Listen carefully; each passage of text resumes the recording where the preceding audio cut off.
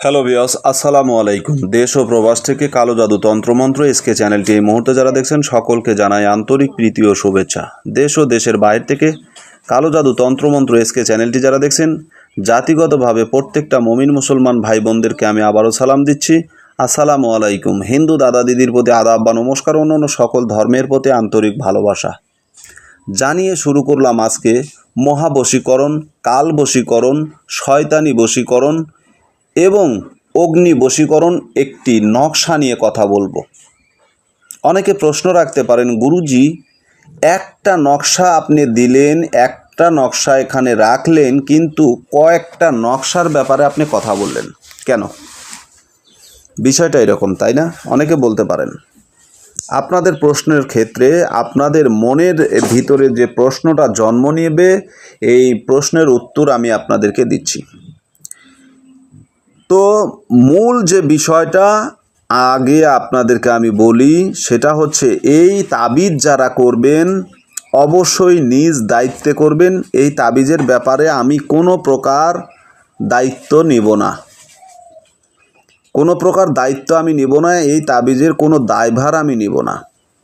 কারণ ইতিপূর্বে যতগুলো তাবিজ আপনাদেরকে দিয়েছি, যতগুলো মন্ত্র দিয়েছি, নকশা দিয়েছি, সবচাইতে ব্যতিক্রম এবং ভয়ানক একটি নকশা নিয়ে আপনাদের সাথে কথা বলছি। মানুষের জীবন মরণের প্রশ্ন আছে, মানুষের সব কিছু বিসর্জন যাওয়ার মতো একটা পরিস্থিতির উপরে দাঁড়াবে। এই নকশাটা অত্যন্ত পাওয়ারফুল, কার্যকারী, পরীক্ষিত, একটি ভালোবাসার জন্য অত্যন্ত কার্যকারী একটা পরীক্ষিত নকশা নিয়ে আপনাদের মাঝে আমি উপস্থিত হয়েছি, কথা বলছি। এই নকশাটা কিভাবে ব্যবহার করবেন, কি কি কাজে ব্যবহার করা যাবে। যদি কোনো প্রবাসী প্রবাস থেকে এই তকবিরটা ভুলেও করে, যার উপরে করছে সে প্রবাসে, সে এক দেশে, সে আরেক দেশে, অর্থাৎ দুইজন দুই দেশের, দুই সীমানায়, তাহলে এটা করতে পারবেন না, করবেন না, ভুলেও এই তাবিজ করবেন না।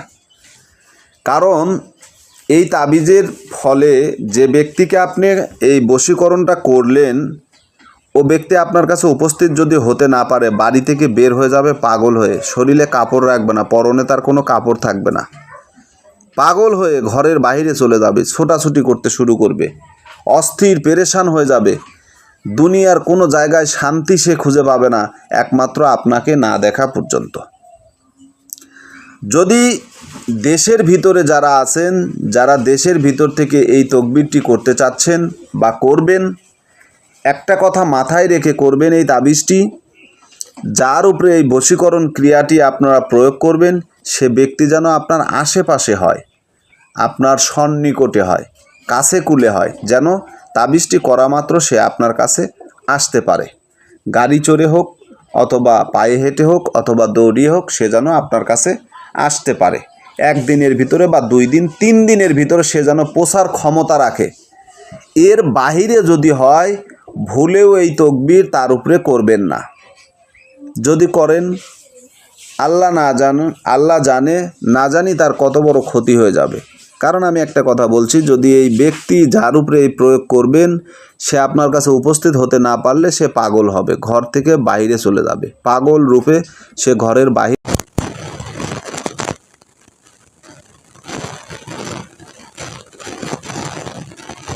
আপনার জন্য কতটা ভালো বা মন্দ হবে। মূলত পক্ষে এই কাজটা মানুষকে ঘরের বাহির করে নিয়ে আসা বশীকরণ, ঘরের বাহির করে নিয়ে আসা বশীকরণ। এই বশীকরণ ক্রিয়াটি অত্যন্ত কঠিন, পাওয়ারফুল এবং শক্তিধর। তাই অবশ্যই এই ক্রিয়াটি যখন করবেন বুঝে শুনে নিজ দায়িত্বে করবেন। এখন আসুন, আমি এই তকবিরটি করার জন্য আপনাদেরকে নিয়মগুলো বলে দেই। এই তাবিজটা 3টা নিয়মে করতে পারবেন। প্রথম নিয়ম, এটা কমর সেতারাই করতে হয়।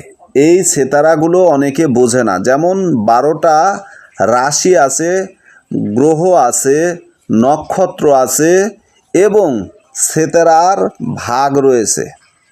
এগুলো যারা কবিরাজ ভাই বন্ধুরা আছে তারা অনেকেই বুঝে, অনেকে বুঝে না। কারণ এখন তো কবিরাজ হতে গেলে শিক্ষার দরকার নাই। আমার কাছে অনেক মানুষ ফোন করে যে বলতেছে, গুরুজি আমি একজন কবিরাজ, 15 বছর 20 বছর হলো আমি কবিরাজি করি, তো এই মন্ত্রটা আপনি একটু আমাকে মুখে বলে দেন, এই তো মানে এই নকশাটার কথা আমাকে একটু এইভাবে বলে দেন। মানে 5-7 বার বলার পরেও তারা বোঝে না। জিজ্ঞাসা করি, ভাই আপনি যে বললেন আপনি কবিরাজ, কবিরাজদের তো স্মরণ শক্তি, জেহেন শক্তি অনেক শক্তিশালী, মানে খুব তুখোর, কিন্তু আপনার এরকম কেন? যখন আপনি একটা মন্ত্র আপনাকে বারবার আমার পড়ে শোনাতে হচ্ছে, আপনি কি লেখাপড়া জানেন না? বলে ফেলে যে ভাই আমি তো মূর্খ, গুরুজি আমি মূর্খ। আমার আমার একজন ওস্তাদ, আমার অনেক কয়েকজন ওস্তাদ ছিল, তার ভিতরে একজন ওস্তাদ আমাকে একটা মন্ত্র দিয়েছিল, দিয়ে প্রথম শর্ত রেখেছিল যে মন্ত্রটা না মুখে মানে লেখা যাবে না, এটা রেকর্ডিং করা যাবে না, এটার কোনো করা যাবে। তখন তো ওই যে ক্যাসেট ম্যাসেটের যুগ ছিল, মানে ফিতা দিয়ে মনে করেন যে টেপ রেকর্ডারে মানুষ ওয়াজ শুনতো, গান বাজনা শুনতো। তো আমি বললাম যে তাহলে মন্ত্রটা তো বলেন একটু শুনি, কত বড় মন্ত্র, আমি পারবো কিনা একটু দেখি। বললো আমি মন্ত্রটা আপনাদেরকে শোনাই, দেখেন মন্ত্রটা একবারে 3 বার বলবে, 3 বারের ভিতরে আপনার মুখস্থ করে নিতে হবে। মেরি বোন মেরি সকাল অবলং তবলং কামরূপ কামক্ষে গলাঘাট পাতে মদনার পানদেবের বেটা কুলুকুলু কান শহীদে শহীদে রামের পঞ্চবান রামবান শামবান ডাকিনী যোগিনী মগায়বান চাকমাবান পিঁপড়াবান পাং পাং চিন্তামণি ড্যান চক্কর মামিশুনি সাহেদিলাম আস্তিক মুনি খোয়ামালা খোয়া বসুরি ধানু গোক্ষর। এই যে একটা মন্ত্র একদমে পড়লাম, আমি 3 বার পড়ি, একদমে 3 বার পড়ি।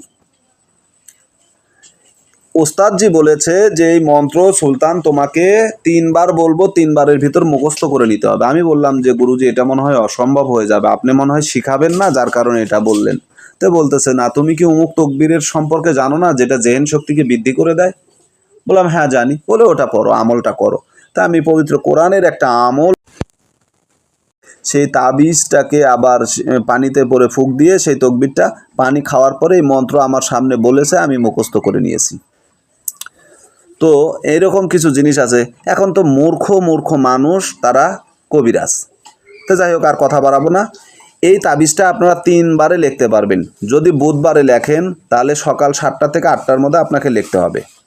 যদি বৃহস্পতিবারে লেখেন তাহলে আপনি বিকাল 4টার থেকে আপনার 6টার মধ্যে লিখতে হবে। ঠিক আছে? বিকাল 4টা থেকে 5টার মধ্যে লিখতে পারবেন, অথবা 11টা থেকে 12টার মধ্যে লিখতে হবে। 11টা থেকে 12টার মধ্যে লেখাটাই হচ্ছে বেস্ট। ঠিক আছে? আর যদি শুক্রবারে আপনি লেখেন তাহলে সন্ধ্যে 6টা থেকে 7টার মধ্যে আপনাকে এই তাবিজটি অঙ্কন করতে হবে। এই 3টার সময় 3টা নিয়মে আপনারা তাবিজটা অঙ্কন করতে পারবেন।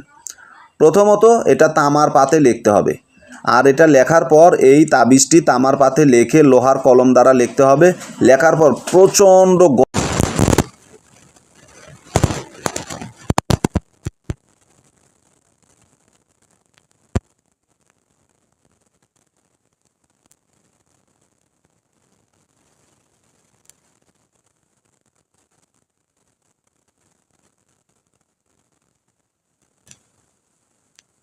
কাঁচা দুধ